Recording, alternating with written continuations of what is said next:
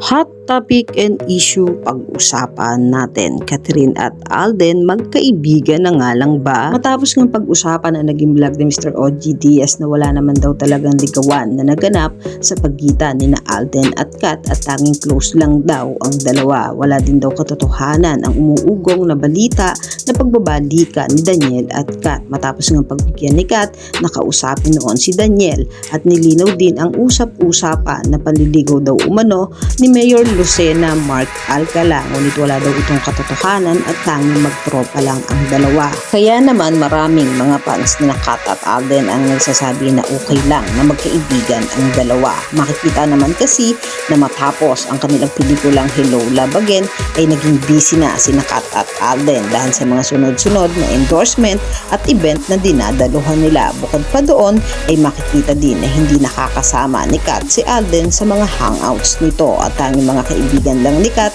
ang madalas nitong nakakasama. Marami ding mga awards night na hindi talaga nagkakatagpo ang dalawa. Gamat marami naman ang nagsasabi na okay lang ng mga fans ng Kat din na maging magkaibigan lang ang dalawa. Isa rin sa mga inaabangan at inaasahan ngayon ay ang makita ang dalawa sa gaganaping Bench Body of Work passing show sa SM Mall of Asia Arena sa March 21 na pareho silang brand ambassador at rarampa sa bench passing show. Tapos namang ipalabas noong February 13 ang Hello Love Again ay nananatili pa rin itong number 1 spot sa Netflix. Kayo mga katambalan, ano ang masasabi nyo? Mag-comment lang sa comment section at pag-usapan natin.